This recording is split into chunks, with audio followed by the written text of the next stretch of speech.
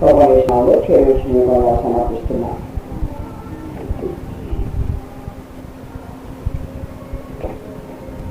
యేసు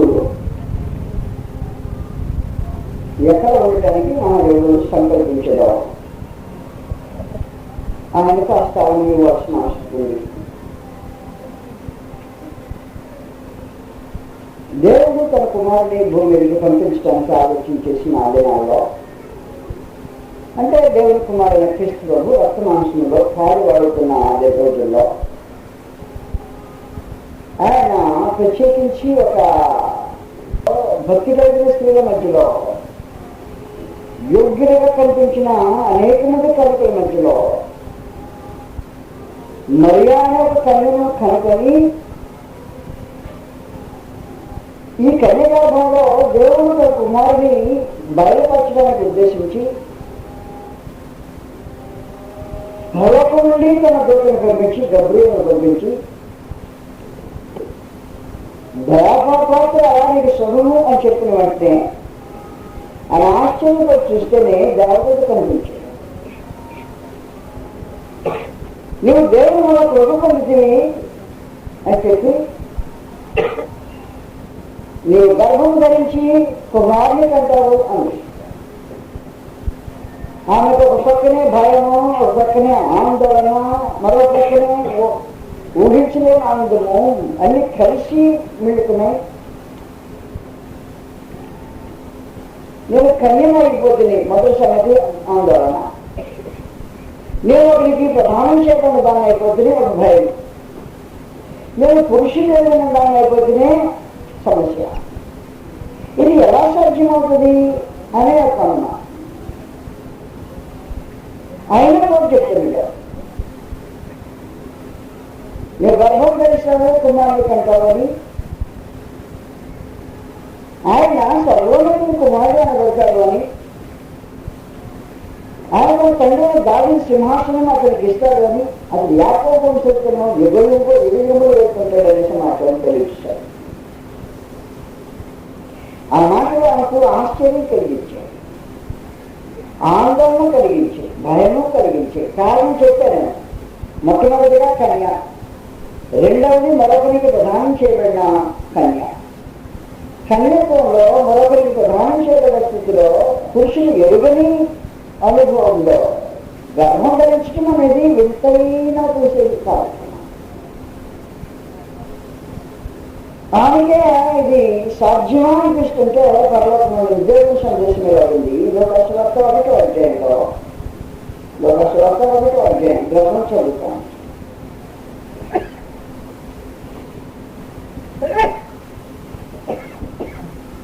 27వ వచనం నుండి, నజరేతును ఊరిలో దావీదు వంశస్థుడైన యోసేపును ఒక పురుషుడికి ప్రదానం చేయబడిన కన్య వద్దకు దేవుని చేత పంపబడిన ఆ కన్య పేరు మరియా. ఆ దూత లోపలికి వచ్చి ఆమెను చూచి, దయాపాత్రుడా నీకు శుభము, ప్రభువు నీవు తోడైనాడని చెప్పాడు. ఆ మాటకు బహుగా తొందరపడి ఈ శుభవచనం ఏమిటో అని ఆలోచించుకుంటుండగా దూత, మరియా భయపడకును, దేవుడు వల్ల నువ్వు కృప పొందుతుంది, ఇదిగో నువ్వు గర్భము ధరించి కుమారుని కని ఆయనకు యేసు అని పేరు పెట్టుడు అని. ఆయన గొప్పవాడని సర్వోన్నతుని కుమారుడు అనబడిన ప్రభువైన దేవుడు ఆయన తండ్రి దావీదు సింహాసనం ఆయనకిచ్చును, ఆయన యాకోబు వంశస్థులను యుగ యుగములను ఆయన రాజ్యమంతా వెళ్ళేదని ఆనందించాడు. అందుకు మరియా నేను పురుషుని ఎరగద్దాన్ని, అదే సమస్య. ఇదెవరు జరుగులని దొరుకుతాయిగా పరిశుద్ధాత్మ మీదకి వచ్చును, సర్వోన్నతుని శక్తులను కనుగొను, దానికి పుట్టులో శిశువు పరిశుద్ధులై దేవుడుకున్నాడు అని. కనుక కల్పమంది దేవుడు కాలం సంపూర్ణమైనప్పుడు జరగవలసిన ఏర్పాటును బట్టి తన కుమారుని భూమి మీదకు పంపించదలుచుకుంటున్నా రక్తమాంసంలో అన్ని విషయంలో తన సహోదరులు వంటి వాడు కావలసి వచ్చిన క్రీస్తు మహాప్రభు ఎవరి గర్భంలో ఉంటుందో, యుక్తమైంటుందో, యోగ్యమైంటుందో పరమంతం దేవుడు ఆలోచన చేసి స్త్రీలలో ప్రత్యేకించి కన్యలలో పురుషుని ఎరిగిన వారిలో ఉత్తమమైన వారిలో శ్రేష్టమైన ఒక మనిషిని వ్యక్తిని కనుగొని మరియా అని చెప్పి తన గర్భంలో దేవుడు తన కుమారుని రక్తమాంసంలో పంపించడానికి ఉద్దేశించాడు. ఆ సందర్భంగా మీకు తెలిసినట్టుగా ఈ వార్త యోసేపుకు తెలిసిపోయింది. తెలిసిపోయినప్పుడు యోసేపుకు బహుగా అనుమానం కలిగింది. ఎవరి మీద? మరియ యొక్క శీలం మీద యోసేపుకు ఎంతో అనుమానం కలిగింది. అనుమానం కలిగేసి నాకు ప్రధానం చేయండి ఈ కన్య, నేను తను ఎరుగని వాళ్ళైతేనే గర్భం ఎలా వచ్చింటుంది? ఒకవేళ క్రమం తప్పి తిరుగుంటుందా? నేను ఎరుగను, నా సంగతి తెలుసు. క్రమం తప్పి తిరుగుంటుందా ఏమో అని ఆలోచన చేసి ఒకవేళ క్రమం తప్పి తిరిగిందేమో వదిలిపెట్టేస్తానని ఆలోచన అనుకునేటప్పుడు దేవుడికి మరో జోక్యం వచ్చుకొని, యోసేపు నీ భార్య అయిన మరీ చేర్చుకుంటూ నువ్వు భయపడము, ఆమె గర్భం ధరించినది పరిశుద్ధాత్మ కలిగింది, చల్లబడ్డాడు. ఓహో నేనేదో అనుకున్నాను, పరిశుద్ధాత్మ అయితే కార్యం ఉందా నాకు ఈ సంగతి, కాబట్టి ఆమె చేర్చుకోవడానికి నాకేంటి కనుక దేవుడు తన కుమారుని భూమిని పంపిస్తానని అనుకుంటున్నాడు. మెస్సియా వస్తాడని మేము అందరూ కనపడుతున్నాము. ఆ మెస్సియా నా కుటుంబంలోనే జన్మించితే నేను ఎంత సమయంలో ఆలోచన చేసి యేసు తన భార్యైన మరియు చేర్చుకోవడానికి భయపడకుండా ఆమె తన తెలుసును కుమారుని కనే వరకు ఆమె ఎరుగకుండానే జాగ్రత్తగా దూరంగా ఉండి ఆ కుమారుని కని ఆయన యేసు అని పేరు పెట్టింది. ఇలాగ జరిగిన తర్వాత దేవుడు కుమారుని యేసు శిశువుగా రక్తమాంసంలో పాలైన వాడిగా నసికందుగా స్తన్యపానం చేసేవాడిగా మనుషుల చేతులతో శుద్ధీకరించబడేవాడిగా సమస్త పరిచర్యలు పొందేవాడిగా ఆధారపడిన వాడేటట్టుగా జీవితాన్ని శిశువు కొనసాగిస్తూ ఉంటాడు. శిశువు బలము పొంది ఎదిగి దేవుని భయందును మనుషుల భయందును వయసునందు జ్ఞానమందును వర్ధిల్లుతూ ఉంటాడు. ఈ కార్యక్రమం జరుగుతూ ఉండగా 12 ఏళ్ల వయసు వరకు ఆయన జీవితంలో జరిగిన సంగతులు ప్రత్యేకించి గ్రంథంలో రాయబడతాయి. 12 ఏళ్ల వయసులో వారి భక్తి, వారి ధర్మశాస్త్రాచారము, దైవ నియమంలో కొనసాగించి జీవించే పద్ధతులన్నింటిని బట్టి వారు ప్రభువు యేసును తనతో వెంట పెట్టుకొని 12 ఏళ్ల వయసు కలిగిన వారిని తన నజరేతులో నుండి తన బెత్లెహేము ప్రాంతంలో నుండి యెరూషలేము దేవాలయానికి తీసుకొని వచ్చారు. నజరేతులో ఇప్పుడు కార్యక్రమం చేస్తున్నారు. వాస్తవానికి యెరూషలేములో దేవాలయానికి వెళ్ళి పస్కా పండుగ ఆచరించుకున్న యూదామత సంబంధమైన పస్కా పండుగ ఆచరించి తిరిగి వస్తూ ఉన్నారు. తిరిగి వచ్చే సందర్భంలో 12 ఏళ్ల వయసు కలిగిన కుర్రాడు కదా, పర్వాలేదు ఎక్కడైనా ఉంటాడనే ఒక మీరేమంటారో భాష, మీ భాషలో ఏమంటారో తెలిస్తే ఆగమర్చి అని తెలుసు మీకు తెలుసా? ఆగమరిచి ఎక్కడో ఉంటాడే నా వయసు ఆడకపోతుంటాడు, 12 ఏళ్ల వయసు వచ్చింది అన్నట్టు. ఒకవేళ ఈ మధ్య తక్కిన పిల్లలున్నారేమో ఆ పిల్లలను పెట్టుకుని 12 ఏళ్ల వయసు కలిగిన వయసులో ఆ లక్ష్యం చేసి తిరిగి వస్తారు. ఒక రోజంతా అయిపోయింది. ఆ లక్ష్యం చేశాక ఏమి లేదు, రోజంతా కనబడలేదా నా యేసు అంటున్నారు. రోజంతా కనబడబెట్టడానికి అప్పుడు ఆలోచన చేసి ఎక్కడున్నాడో యేసు కనబడటానికి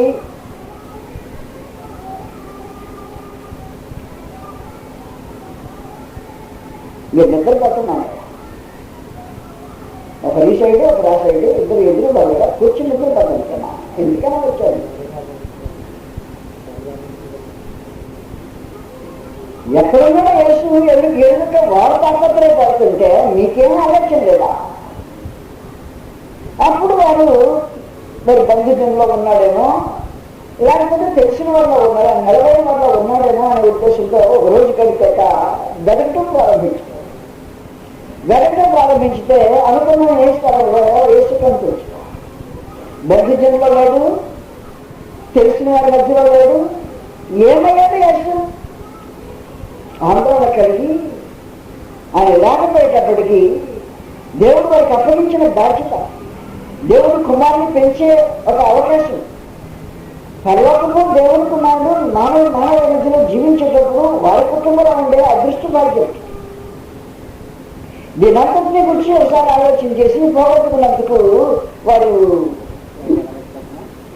భయాందోళన.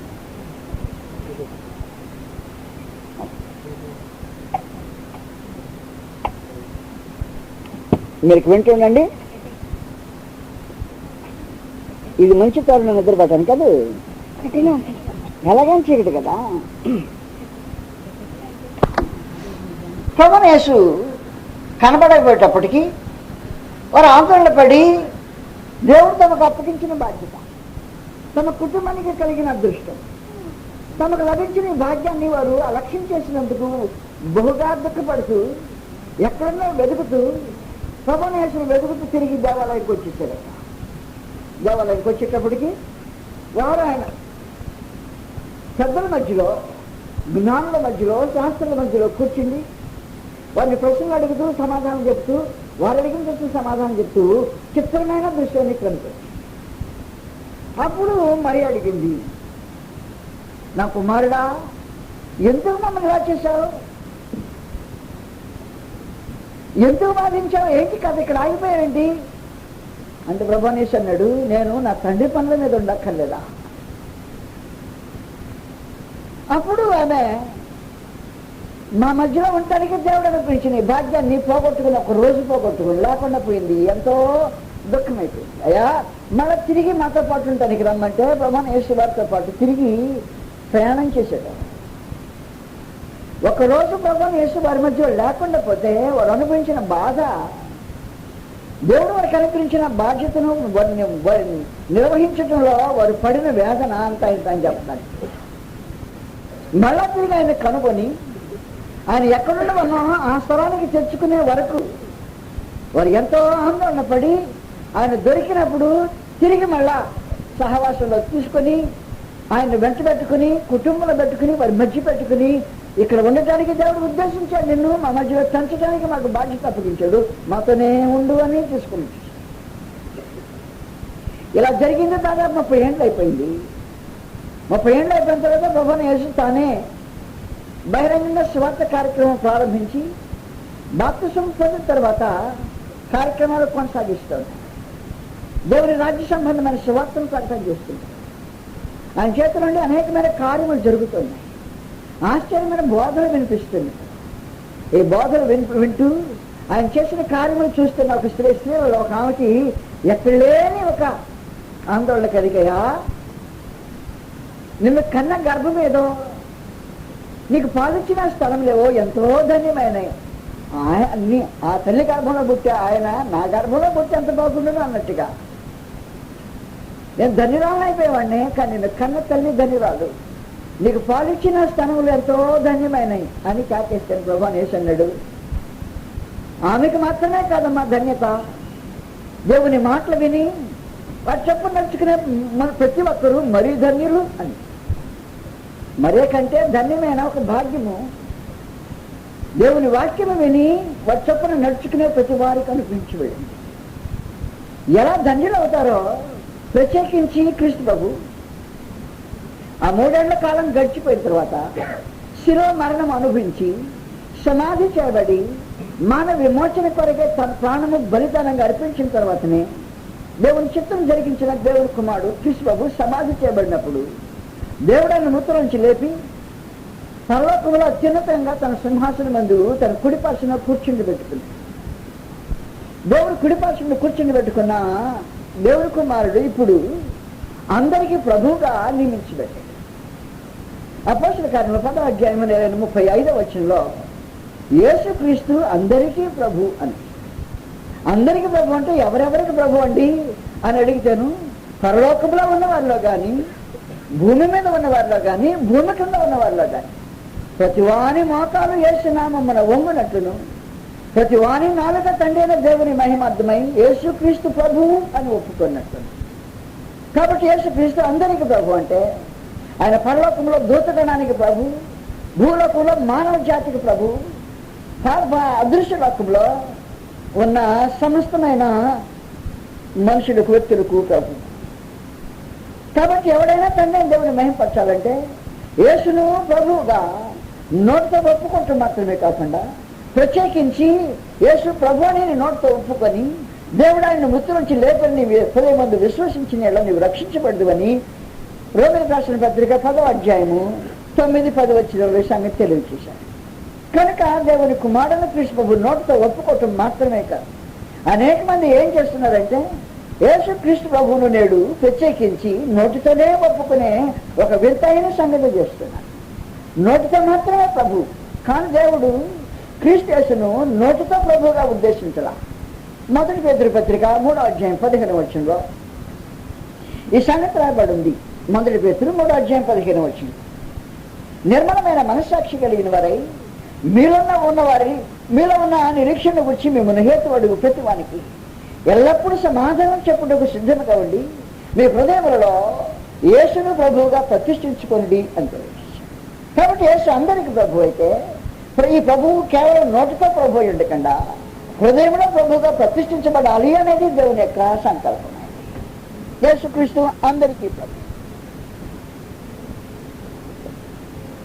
అందరికీ ప్రభు అయిన ఈ ప్రభు నోటితో ఊరికనే ముఖస్థుతి చేసే ప్రభు అయి ఉండకూడదు అనేది దేవుని యొక్క ఉద్దేశం. ప్రభునేసి తానే స్వయంగా మాట్లాడుతూ మత్తయి సువార్త 7వ అధ్యాయంలో 21వ వచనంలో ప్రభు అని ఊరికనే పిలిచినందున ప్రయోజనం లేదని సమాచారము తేటగా తెలియజేశాడు. మత్తయి సువార్త 7వ అధ్యాయం 21వ వచనంలో ప్రభు అని పిలిచి ప్రతివాడును పరలోక రాజ్యమును ప్రవేశింపడు కానీ పరలోకమందును నా తండ్రి చిత్త ప్రకారం చేయబడే. నాకు తండ్రి ఉన్నాడు, ఆయన భూమి మీదకి నన్ను పంపించాడు, ఆ పరలోకమందును తండ్రి చిత్త ప్రకారం చేయబడే ప్రవేశించినాడు. లూకాసు వార్త 6వ అధ్యాయం 46వ వచనంలో నేను చెప్పిన మాట ప్రకారము మీరు చేయక ప్రభువా ప్రభు అని నన్ను పిలుచుడు ఎందుకు అనేసి. ఎందుకు హేళన చేసే మాట ప్రభు అంటున్నావు, నోటితో ప్రభు అంటున్నావు, కానీ హేళన చేస్తూ ఏం చేసావంటే నీ హృదయంలో స్థానం లేకుండా, నీ జీవితంలో అనుభవంలో నాకు భాగం లేకుండా కేవలము ప్రభువా ప్రభు అని మురిపించడానికి ప్రయత్నం చేయవద్దు అనే సమాచారం ఆయన చేతగా తెలియజేశాడు. నేను చెప్పిన మాట ప్రకారం చేయటం అనేది ప్రభు అనే దానికి నిజమైన రుజువు అయి ఉన్నదని ప్రభువుని యేసు తేటగా మాట్లాడాను. నేను చెప్పిన మాట ప్రకారం మీరు చేయక ప్రభువా ప్రభు అని నన్ను పిలుచుట ఎందుకు అని. ఎందుకు ఇవి ధన్యులు అంటే మీరు జాగ్రత్తగా ఈ సంగతి వినాల్సిన అవసరం. మరియ గర్భంలో 10 నెలలు మాత్రమే క్రీస్తు ప్రభు ఉండి బయటికి వచ్చాడు, కానీ నీ జీవితంలో హృదయంలో ప్రతిష్ఠించుకున్న బడిన తర్వాత 10 నెలల్లో క్రీస్తు ప్రభు ఉండడు. ఎంతకాలం అంటాడు? నీవు బ్రతికిన కాలం అంతా అది 10 నెలల జీవిత అనుభవమే. కానీ క్రీస్తు ప్రభు హృదయంలో ప్రతిష్ఠించబడిన నాటి నుండి నీవు బ్రతిక దినం అంతట్లో నీ హృదయంలో ప్రభు, ఆమె గర్భంలో ప్రభు, ఇప్పుడు నీ హృదయంలో ప్రభు, ఆమె 10 నెలల గర్భంలో ప్రభు, ఇప్పుడు నువ్వు జీవించిన కాలం అంతలో ప్రభు అయి ఉండడానికి. అందుకే చెప్పాడు, ఆయన దేవుని మాట విని ఆయన వాటి చొప్పున జరిగించేవారు మరి ధన్యులు. కారణం ఏమంటే మరో గర్భంలో 10 నెలలు నీ హృదయంలో జీవితకాలం. కనుక మనుషులు దేవుని కుమారునికి హృదయంలో స్థానం ఇవ్వాలి, హృదయంలో ప్రభువుగా ఆయన్ని ప్రతిష్ఠించాలి, ఆయన హృదయపు నాథుడై ఉండాలి, జీవితాన్ని నడిపించే నాయకుడై ఉండాలి.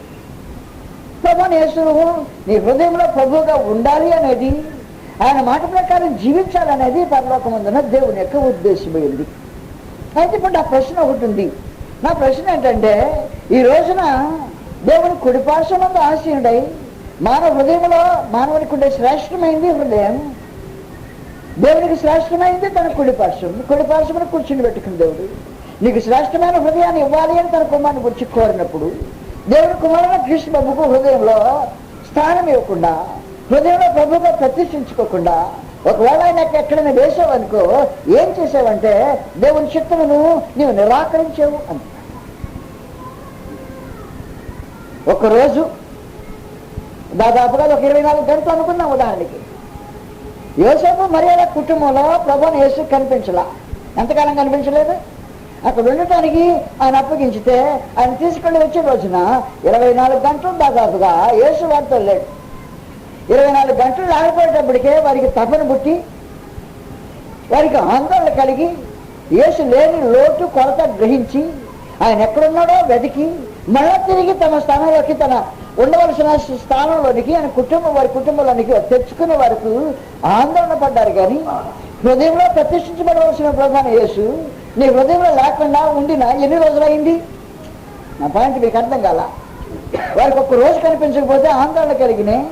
నీ హృదయంలో ఉండవలసిన ప్రభు హృదయంలో ఒక రోజు లేడనుకో, నీకు ఎప్పుడైనా ఆందోళన కలిగిందా? హృదయం నుంచి వెళ్ళిపోయాడు. ఎన్ని రోజులైంది వెళ్ళిపోయి? ఎన్ని రోజులైంది? అన్ని రోజులు అయిపోతే ప్రభువుని యేసు హృదయంలో లేకుండా ఉండే ఈ కాలం అంతలో నీకు ఆందోళన కలగలేదా? పరలోక దేవుడు కేకేసి నా కుమారుడు ఎక్కడ అని అడిగితే నువ్వు సమాధానం ఏం చెప్పబోతావు? దేవుని కుమారుడు యేసు ఎక్కడ అని హృదయంలో ప్రతిష్ఠించుకోవాలని చెప్పిన తర్వాత ప్రతిష్ఠించుకోకుండానే యేసు ప్రభువుని ఎక్కడో వదిలిపెడితే ఆయన ఎక్కడైనా ప్రశ్న అడిగితే సమాధానం ఏం చెప్తుంటారు? మరియ యోసేపుని పిలిచి నా కుమారుడు ఎక్కడ, మీ స్వాధీనం చేశానే భూమి మీద ఉన్నప్పుడు, ఇప్పుడు 12 ఏళ్ల వయసు, ఇంకా ఏమీ తన సొంతంగా చేసుకునే అవకాశం లేని ఆయన ఏం చేశారని మరియ యోసేపుని అడిగితే వారు భయాందోళనతో దేవుడి కుమారుని తిరిగి తీసుకొని వచ్చి వారి మధ్యలో పెట్టుకున్న వరకు తొందరపడ్డారు. నేను చెప్పేది మీకు అర్థం. మీ హృదయంలో ఆ యేసును ప్రభువుగా ప్రతిష్ఠించుకోండి. మరియ కంటే మరియకో ధన్యులు కండి. ఆమె 10 నెలలు మోసిందే, కానీ జీవితం అంతా కృష్ణ ప్రభువును ప్రతిష్ఠించుకుని జీవితం కొనసాగించు, ధన్యురాలు అవుతావు అని చెప్పిన తర్వాత ప్రభువుని యేసు హృదయంలో ఒక రోజు లేకపోతే ఆందోళన పడాలి. అసలు ఆయన లేకుండానే ఎన్ని రోజులు జీవితం గడిపావు నాకు తెలియదు. యేసు ఎక్కడా అని దేవుడు ప్రశ్న అడిగితే ఈ సమాధానం ఏం చెప్తావు? అప్పుడు తడవలాడుకుంటావా? యేసు ఎక్కడ తడవలాడుకున్న తర్వాతనే అటు ఇటు తిరిగాడట. ఇంటికి తిరిగిన తర్వాత ఇంట్లో ఒక బొమ్మ కనపడి, యేసు ఎక్కడ అంటాను? మా ఇంట్లో ఒక బొమ్మ అని. హృదయంలో ప్రతిష్ఠించబడిన నాదులై ఉండాలి, ఇంట్లో బొమ్మ కాదు. ఆయన హృదయంలో ప్రతిష్ఠించబడిన ప్రభు కాకపోతే నీ ఇంట్లో బొమ్మగా కేవలం పెడితేనే తప్పు చేశావు. యేసుని ఇంట్లో బొమ్మగా పెట్టుకోవడానికి ఉద్దేశించబడ్డా. అనేక మంది యేసును దేవతల్లో ఒకడని, దేవుడిలో ఒకడని అనుకునే భావంతోనే తాము నడిపించుకునే బస్సులో లేకపోతే లారీలో ఏం చేసుకుంటారంటే ఏమన్నా యాక్సిడెంట్ అవుతుందేమో, వాళ్ళెవరు కాపాడకపోతే ఈయనైనా కాపాడుతాడేమో అని దురాలోచనతో ఏం చేస్తుంటారంటే వారిలో ఈ బొమ్మను కూడా పెట్టేసి ఎక్కడ వేసంటే మన లారీ నడిపించే లారీలో, లేకపోతే నేను తోలే బస్సులో, లేకపోతే నేను ఉంచుకునే కారులో ఏమైనా యాక్సిడెంట్ కాకుండా కాపాడటానికి కారులో పెట్టుకోవడం కాదు ఏమో ఉద్దేశించబడింది. ఎక్కడ పెట్టుకోవాలి? కారులో కాదు, హృదయంలో ప్రతిష్ఠించుకోవాల్సిన అవసరం. దేవుని కుమారుడైన క్రీస్తును హృదయంలో ప్రతిష్ఠించుకోవాల్సిన అవసరం ఉండగా కారులో పెట్టుకున్నా, నా ఇంట్లో బొమ్మలాగా పెట్టా, లేకపోతే ఇంకా ఏదో చేశాను అంటేనే నువ్వు నేరస్తుడు ఉంటావు. క్రీస్తు ప్రభువును అలక్ష్యం చేసిన వాడు ఉంటావు. దేవుని చిత్తమును నిరాకరించిన వాడు అంటావు. దేవుని ఉగ్రతకు పాత్రుడు అంటావు. క్రీస్తు ఎక్కడ? మనం ఉండవలసిన స్థలంలో ఉంచుకోకపోతే మనుషులు ఎక్కడ పెట్టుకుంటారో గ్రంథంలో రాబడింది. కొంతమందికి క్రీస్తు ప్రభు పెదవుల మీద కారుతూ ఉంటాడు. ఊరికనే ప్రభు అంటుంటాడు. ప్రభు పెదవుల మీద కారే ప్రభువే కానీ హృదయంలో ప్రతిష్ఠించబడిన ప్రభు కదా. అందుకని నేను చెప్పిన మాట ప్రకారం మీరు చేయక, లోకాసు 6:46 పెదవుల మీద ఎందుకలా కార్చుతుంటారు? సొల్లు కార్చినట్టు. ఇది సొల్లుగా కార్చే నామం కాదు. నీ పెదవుల మీద పెట్టుకొని అపార్థం చేయవద్దు. దాని ఊరికనే నీ సాధన కొరకు వాడుకోవడానికి ప్రయత్నం చేయవద్దు. నేను చెప్పిన మాట ప్రకారం మీరు చేయక ప్రభు నేనే నన్ను పిలిచిన ఎందుకు అని 6:46 సమిస్తారు. కొంతమందికి జీవితము నిలువెచ్చని జీవితం, కొంతసేపు భక్తిగా ఉంటారు, మరి కొంతసేపు భక్తిహీనంగా ఉంటారు.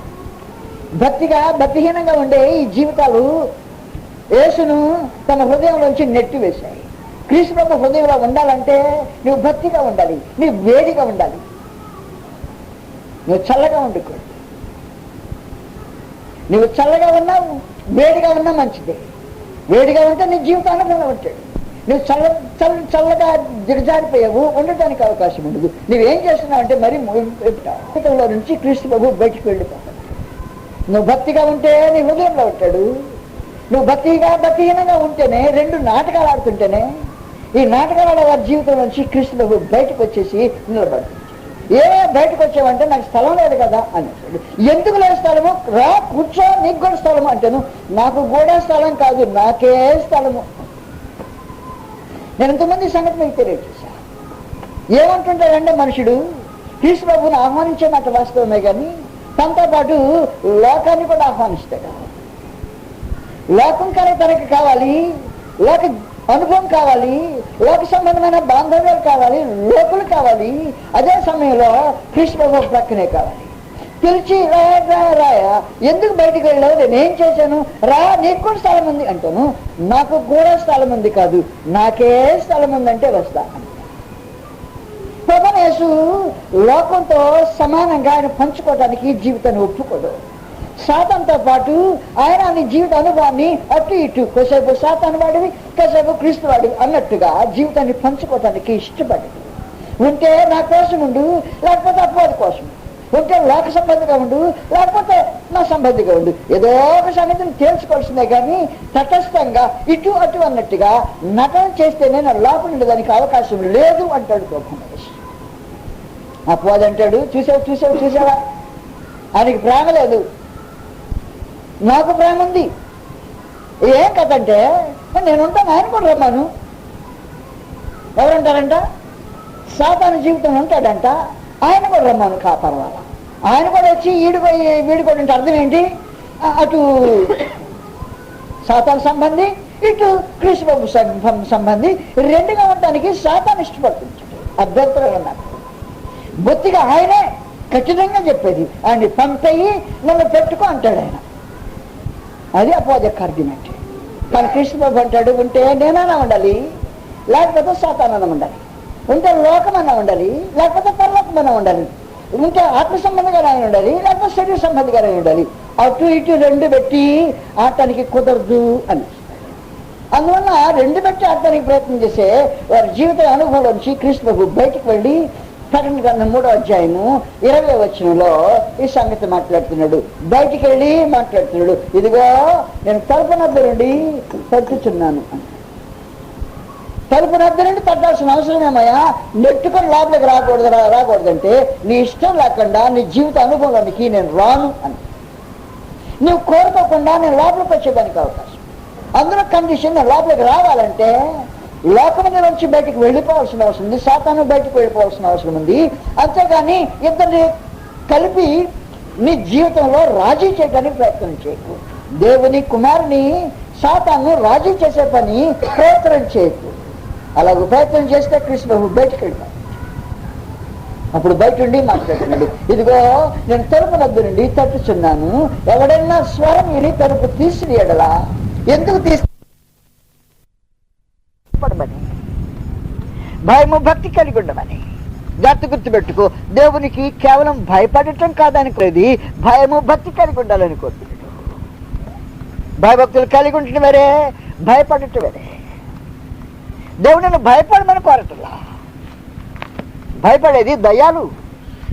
ఇప్పుడంటే దయ్యాలకు దడబుడుతుంది, మనుషులకు దడబుట్టకూడదు దేవుడు అంటే. కనుక నీ దగ్గర నుంచి కోరేది భయం కాదు, భయంతో కూడిన భక్తి దేవుడు కోరేది.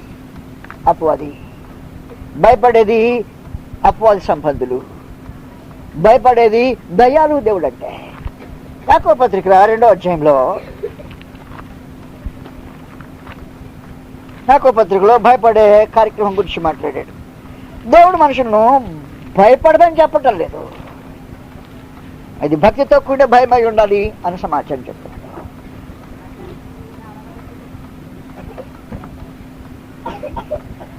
19వ వచనం, యాకోబు 2:19, దేవుడు ఒక్కడే అని నీవు నమ్ముచున్నావు, అలాగూ నమ్మటం మంచిదే. దయ్యములను నమ్మి వణుకుచున్నవి. ఎందుకు వణుకుతున్నాయంటే దయ్యాలకి మీద గతి లేదు, గత్యంతరం లేదు. దయ్యాలకు మార్చుకునేదానికి అవకాశం లేదు. నరజాతికి మార్చుకునే అవకాశం ఉంది. దయ్యములు ఎందుకు వణుకుతున్నాయంటే మార్చుకునేదానికి అవకాశం లేక, ఇక దేవుని ఉగ్రత పాత్ర గతి అని, దేవుని ఉగ్రత ఆయన దహించబో అగ్ని తీక్షణమైందని భయపడుతుంటాయి. దయ్యాలు భయపడుతుంటాయి.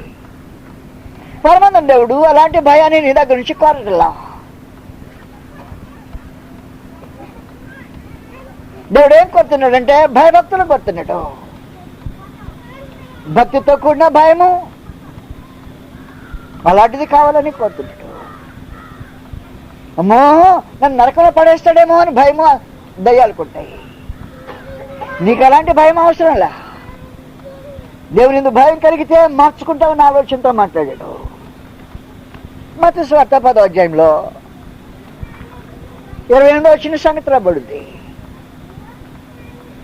దేవుడు దయ్యాలకు నువ్వు భయపడమని కోరటలా. దేవుడు భయభక్తులు కలిగి ఉండమని కోరుతున్నాడు.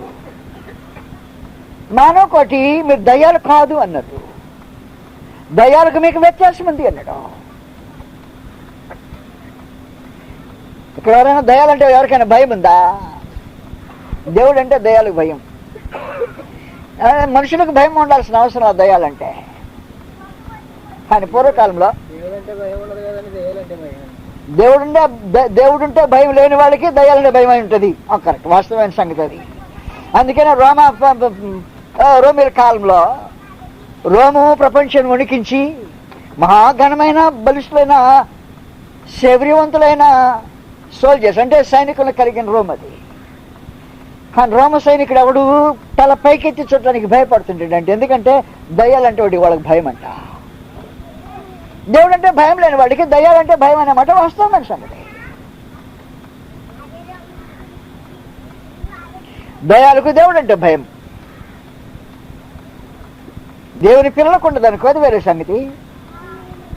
దేవుని పిల్లలకు దయ్యాలంటే భయం ఉండదు. దయ్యాలకు దేవుడు అంటే భయం ఉంటుంది. దేవుని పిల్లలకు కాని వారికి దయ్యాలంటే భయం ఉండే మాట వాస్తవమే.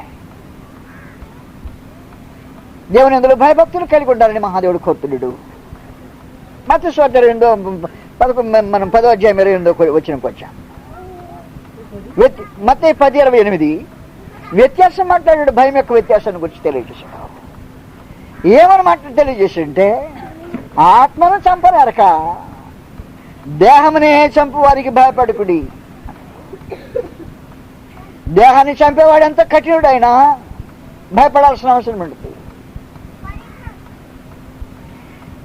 దేవుని భయభక్తులు కలిగి ఉండడానికి కారణం ఏమంటే, ఆత్మను దేహమును కూడా నరకములో నశింపజేయగలవాడు ఆయన. ఆయనకి మిక్కిలి భయపడాల్సిన అవసరం ఉంది. ఈ భయము నీకు భక్తిలాగా మార్చబడి, భయము వణకలాగా అయిపోయి దూరంగా వెళ్ళిపోవటం కాకుండా, దేవుని ఇందులో భయము మనుషులకు భక్తిగా మార్చబడాలనేది దేవుని యొక్క సంకల్పంలో భాగమైంది. అందువల్ల మానవ కోటికి విధిగా దేవుని యందు భయభక్తులు కలిగి ఉంటాం. భక్తితో కూడిన భయము మనుషులకు ఉంటుంది, భక్తులకు ఉంటుంది. నశింప చేస్తాడనే భయము దయ్యాలకు ఉంటుంది. భయపడిపోతుంటాయి. ఎందుకంటే నరకంలోకి పంపించాడు అనుకో, పంపించిన నాటి నుండి యుగ యుగములు రత్న మగండ్లు ఆయన అగ్ని దహించే అగ్నితో మనుషులు కాదు, ఎవరైతే పంపబడతారో వారందరూ దహించబడుతుంటారు. దయాలకు ఆ సంగతి తాటకెళ్ళి అయిపోయింది, తెలిసిపోయింది. ఎందుకంటే దయానికి మార్చుకునే దానికి అవకాశం లేకుండా పోయింది. నరుడికి దేహం ఉంది కాబట్టి మార్చుకునే అవకాశం ఉంది. అందువల్ల నరుడికి భయభక్తి కావాలి, దయాలకు భయం మాత్రమే మిగిలిపోయింది. ఈ భయభక్తి మార్పుకు ఆధారమైంది. ఆధారమై ఉండే భయభక్తిని మహాదేవుడు మనుషుల దగ్గర నుంచి కోరుతున్నాడు. ఇదంతా విన్న తర్వాత తేలిన ఫలితార్థం ఏమంటే యెహోవాయందు భయభక్తులు కలిగి ఉండి, భయము భక్తి కలిగి ఉండి, నువ్వు భయపడి వణికి దేవుని సముఖం నుంచి దూరమయ్యి, ఓ రోజున ఆవిడ నుండి పరమూరుకు ఒక సహోదరుడు తన భార్యను తీసుకురావడానికి ప్రయత్నం చేస్తున్నాడు. మొదటి రోజు తీసుకొచ్చాడు. తన లోపలుండే వ్యక్తికి ఇక్కడ ఏం జరుగుతుందో తెలియలా. వచ్చేసిందమ్మ, ప్రార్థన జరిగిపోయింది, వెళ్ళిపోయారు. మళ్ళీ రెండో రోజు రమ్మంటే అక్కడికి మాత్రం నేను రానని మొండికేసిందంట. ఆ అమ్మ అక్కడికి రానని గోల్ చేసేసింది. ఏం కదండి, అక్కడ ఉండటానికి వీలు ఉండదు. అందువల్ల మీరు జాగ్రత్తగా గుర్తుపెట్టుకోండి, దేవుని సముఖం అంటే దయ్యాలకు భయం ఉంటుంది. దేవుడు అంటే దయ్యాలకు భయం వాస్తవమైన సంగతి. అందువల్ల నువ్వు దయ్యాన్ని కాదు కేవలం భయపడటానికి, మనిషికి దయ్యానికి ఉండే వ్యత్యాసం అదే. దయ్యము భయపడుతుంది, కారణం ఏంటంటే మార్చుకునే దానికి అవకాశం లేకుండా ఉంటుంది. మనుషుడికి భయము భక్తి కావాల్సిన అవసరం ఉంటుంది, కారణం ఏమంటే మనుషుడికి మార్చుకునే అవకాశం ఉంటుంది. వ్యత్యాసం అది, నువ్వు మార్చుకునే దానికి అవకాశం ఉంటుంది. అందువల్ల మహాదేవుడు ఎదురు చూసింది ఏమంటే మానవ కోటికి విధిగా ఏర్పాటు చేసింది. యెహోవాయందు భయభక్తులు కలిగి ఉండి ఆయన కట్టలను అనుసరించి నడుచుకొని చుండవలను. మానవ కోటికి ఇదే విధి అని. అందువల్ల అయితే మనవి మీరు ఆలకించవలసిన విశేషమైన సంగతి, దేవుడు ఏం కోరుతున్నాడు మన దగ్గర నుండి? దేవునిగా మహింపరచాలని కోరుతున్నాడు. సాతాను అని అంటే ఎంత అన్యాయస్తుడు నరుడు. మీరు జాగ్రత్తగా ఆలోచించాల్సిన అవసరం ఖచ్చితంగా తేటగా తెలియజేసుకో. నీ పాలసీ నీకు ఎలాగుందో తెలిసిందో లేదు. ఇప్పుడు ఆయన భూమి, ఆయన సొత్తా అనుసరించేది అపవాదిన. పాపం చేసే ప్రతివాడు అపవాదిని అనుసరిస్తూ ఉన్నట్టు.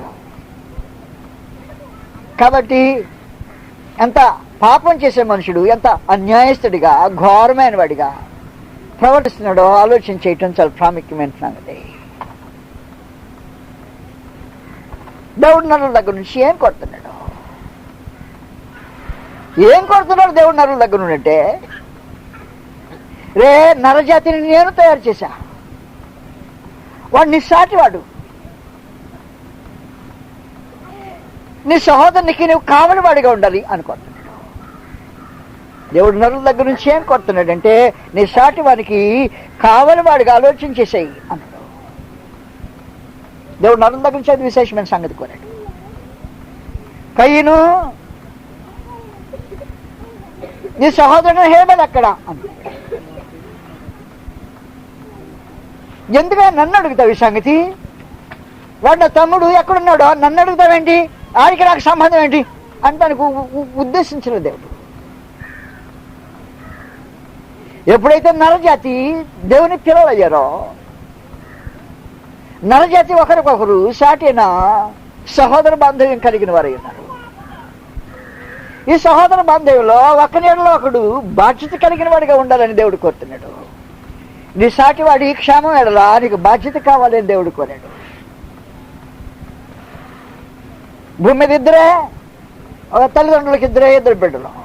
భూమి అంతటా ఉన్న ఇద్దరులో ఒకరి ఎడలో ఒకడు మక్కువ కలిగి ఉండాలి, ఒకరి ఎడలో ఒకడు బాధ్యత కలిగి ఉండాలని దేవుడు ఎదురు చూచాడు.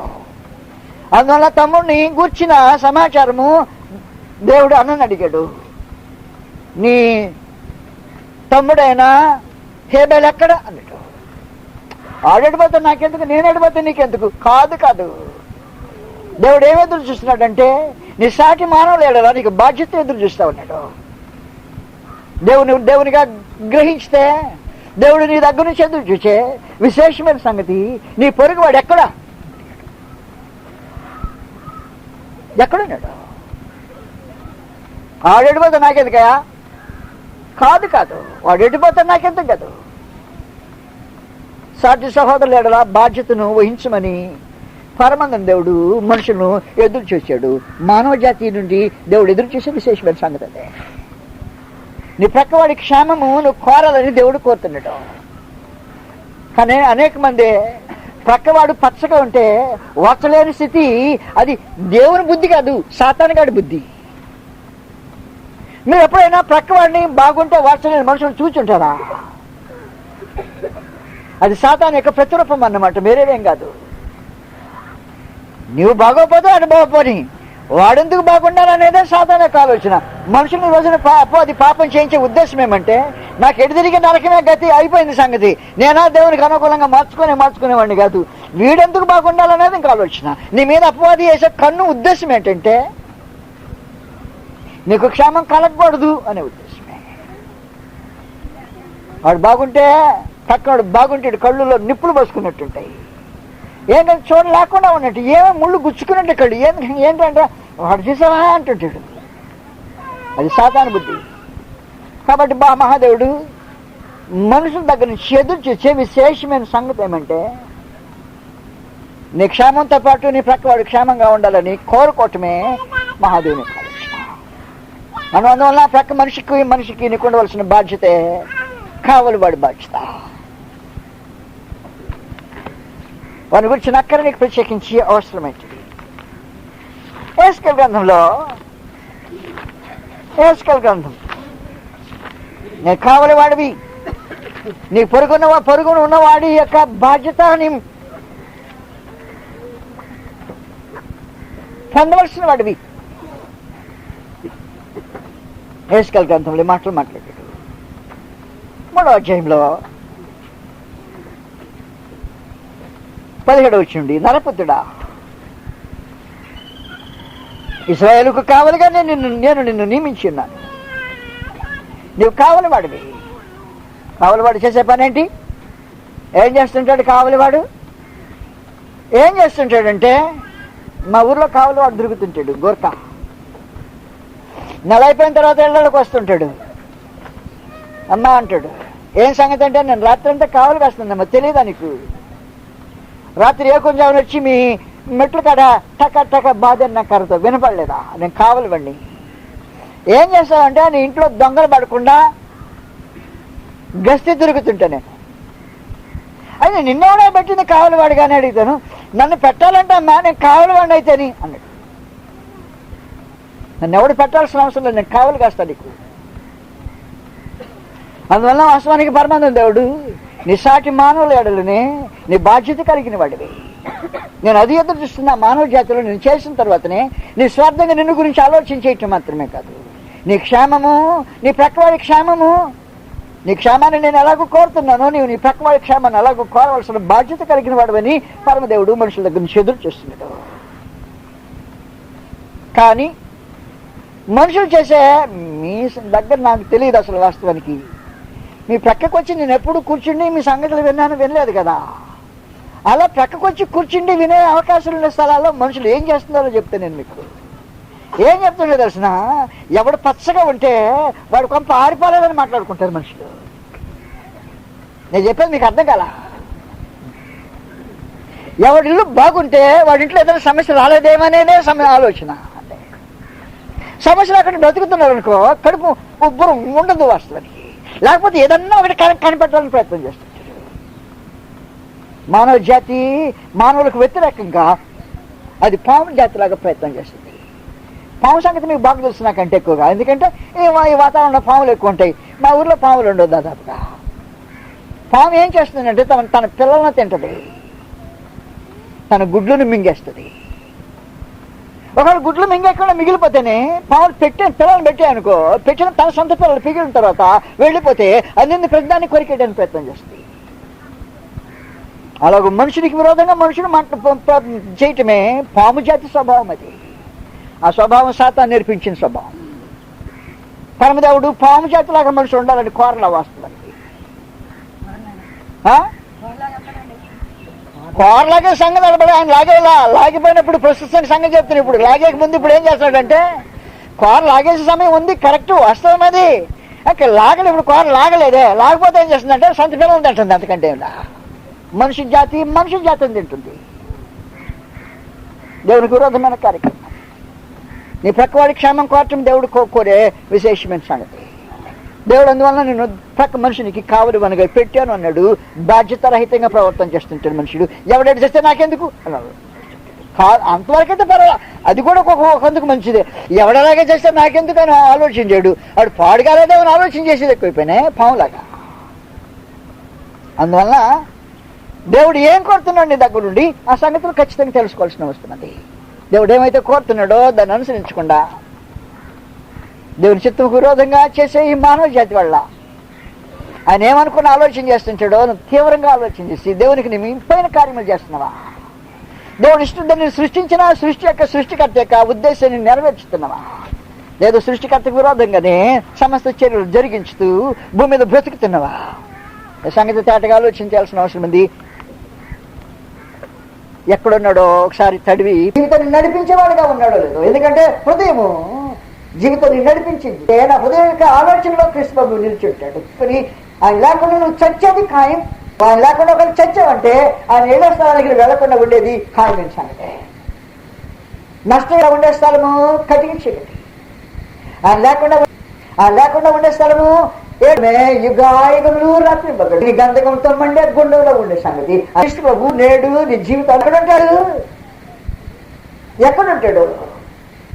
నేను చెప్పాను, నేను మా ఇంటికాడ సంగతి ఒక సంగతి. కొత్తగా కారు తెచ్చుకున్నాడు. కారులో బొమ్మను పెట్టుకున్నాడు.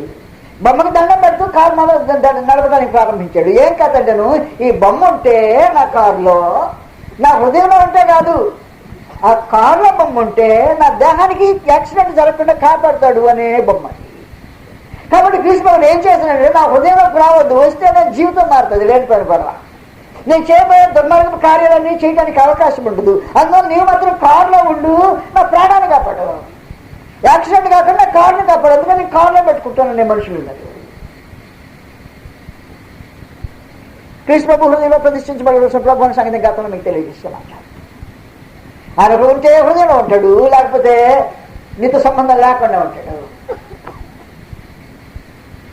అంతేగాని నువ్వు ఏదో అవసరత కొరకు పబ్బం గడుపుకోవడానికి వరకు బొమ్మలను పెట్టుకుని వాడుకోవాలనే ఆలోచన చేయవద్దని సమాచారం గతంలో తెలియజేశాను. కృష్ణబాబు నువ్వు ఎక్కడ పెట్టుకునే అవకాశం ఉందో గ్రంథము తేటగా మాట్లాడింది.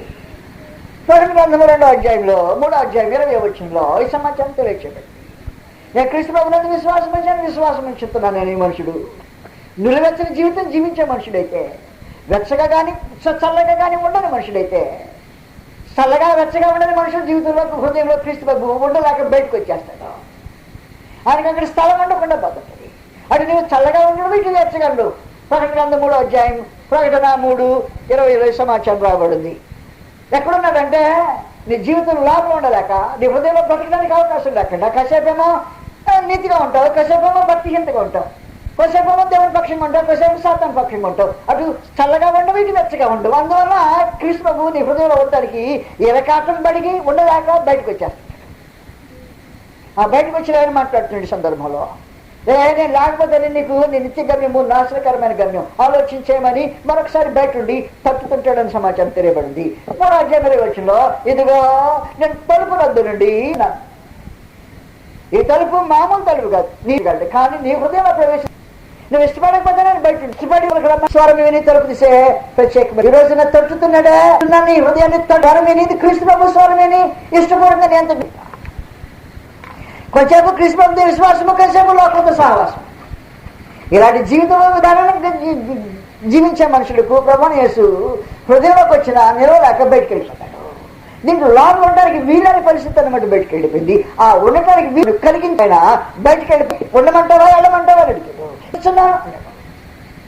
ఎవడన్నా స్వరం విని తలుపు తీస్తే లోపలికి వస్తానంటాడు. హృదయంలో ప్రతిష్ఠించబడిన ప్రభువుగా క్రీస్తు యేసు నీ జీవితంలో ఉంటే దేవుడు కృపను పెంచడానికి ఉద్దేశించి మనుషునికి ఈ అవకాశం దయచేసింది.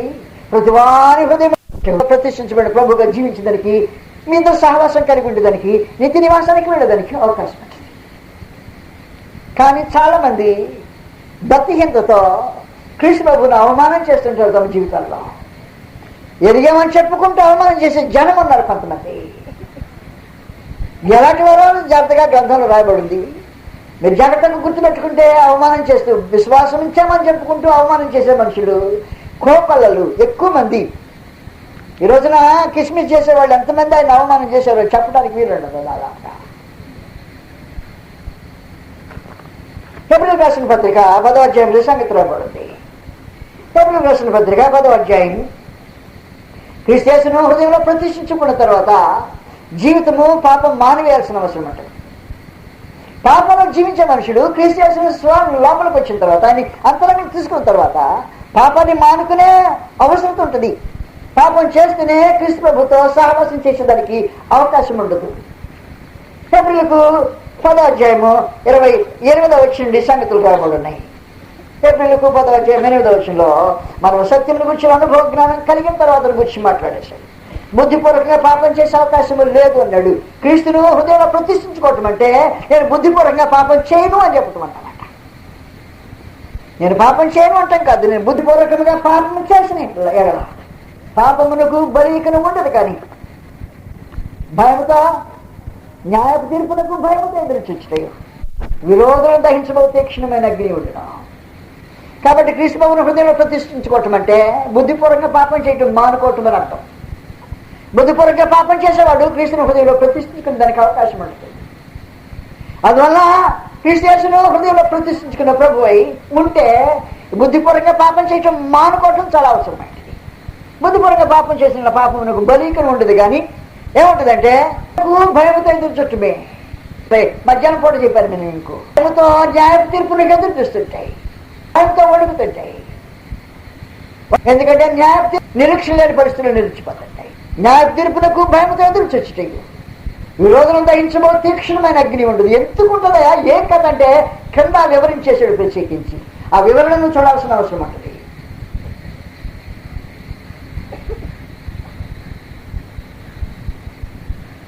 ఎవడను 28వ వచనంలో మోషే ధర్మశాస్త్రం లేఖనించినాడు కదా, ఇద్దరు ముగ్గురు సాక్షుల మాట మీద కనికరింపబడకుండా చంపింపబడు. ఇట్లుండగా దేవుని కుమారుని క్రీస్తు మహాప్రభుని పాదములతో తొక్కి ఎక్కడ తొక్కినా పాదాలు తొక్కడానికి క్రీస్తు ప్రభుని దొక్కేవా? తొక్కడానికి ఆడున్నాడు ఆయన? ఎక్కడున్నాడంటే హృదయం నుంచి నెక్కి కింద పడేశాడు. హృదయం ప్రతిష్ఠించుకున్న ప్రభువులాగా దాన్ని అక్కడి నుంచి నువ్వుంటే నేను పాపం చేయడానికి వీల్లేదని ఆయన నువ్వు పాపం చేసేదానికి అవకాశం కలిగించుకునేదానికి కొరకని హృదయం నుంచి నెక్కి కింద పడేసి పెట్టిన తర్వాత కాళ్ళతో తొక్కటం మొదలెట్టేశాం.